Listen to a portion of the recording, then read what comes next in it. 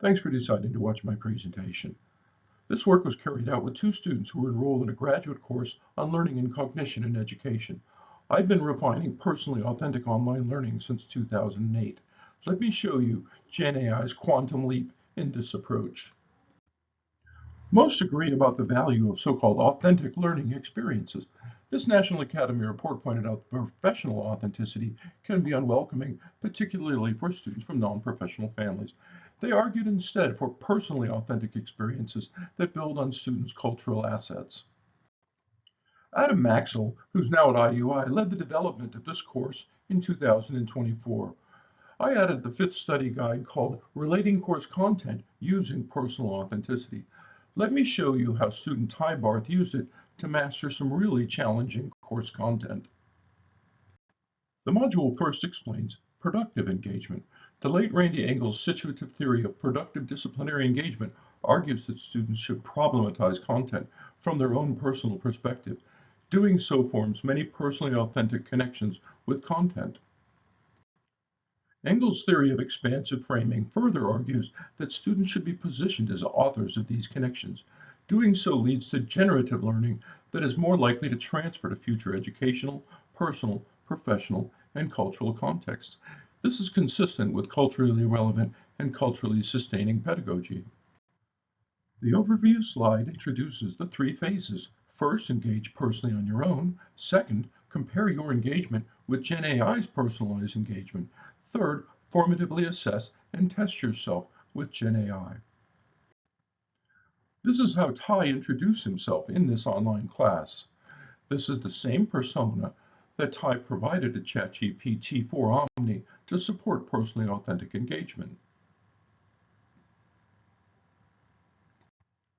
Phase 1 uses the same resource ranking routine that we've been using and studying since 2008. Students are instructed to rank resources or elements of a resource in order of personal relevance. Doing so and justifying that ranking pushes students to form personally authentic connections.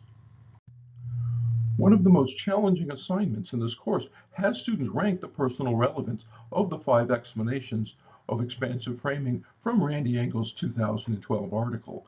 This is so hard that Ty, like my students, really struggle to justify their rankings. Nonetheless, you can see the really great personalized connections with these complex ideas. Again, phase 2 has them compare their ranking with GenAI's ranking.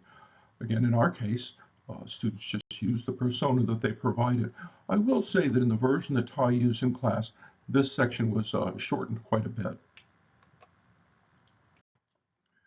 If the platform being used does not know the particular content, that'll need to be uploaded as well.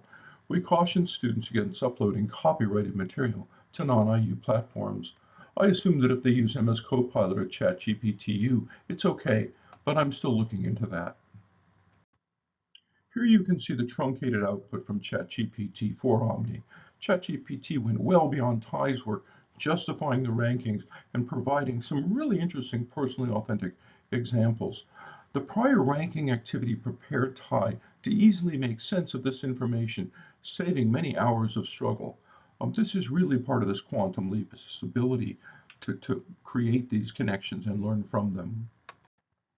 Phase 3 uses GenAI to first formally assess the content in that same personally authentic context. Students then use GenAI to summatively test for transfer and provide additional feedback that supports generative learning and broad transfer. Here you can see that ChatGPT is extremely good at creating formative assessment items. Like a good human tutor, it carefully evaluates the student response and then goes well beyond.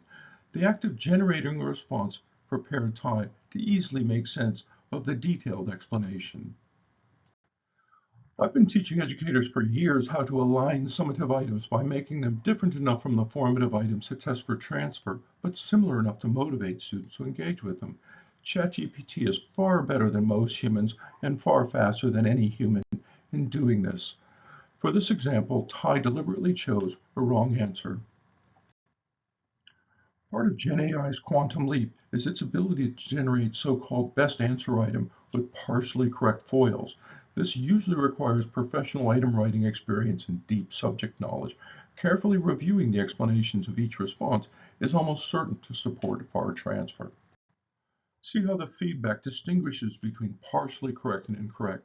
Consistent with Engel's ideas about accountability, students are first held accountable to themselves, and then, with these sorts of items, accountable to the discipline. The final verdict really wraps up the ideas there at the bottom. In summary, PAGI really has 4 phases. First, engage by ranking personally. Second, compare your rankings with GenAI. Third, formally assess in the personally authentic context. And fourth, test your understanding more generally. I also want to make a quick shout out to Maggie Gilchrist for her excellent course for instructors and the new GenAI 101 course developed by Brian Williams from Kelly and my department colleague and the Associate Vice Provost of Learning Technologies, Ann Otterbreit Leftwich. Thank you very much for viewing my presentation. If you like, you can view a slightly longer, earlier version of this presentation at that QR code. There's also the links for the Student Essential GenAI Skills and the Instructor Essential GenAI Skills. For both of these, you'll need an IU guest account, which you can get at that link. Feel free to email me if you have questions.